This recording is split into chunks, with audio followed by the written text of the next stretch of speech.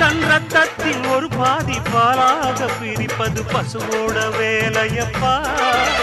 அது பிரித்தாலும் பாலோடு தண்ணீரை கலப்பது மனிதனின் மூளையப்பா. சாணம் விழுந்தா உரம் பாரு, எருவ எரிச்சா திருநீரு. உனக்கு என்ன வரலாறு, உண்மை சொன்னா தகராறு. நீ மாடு போல உழைக்கலையே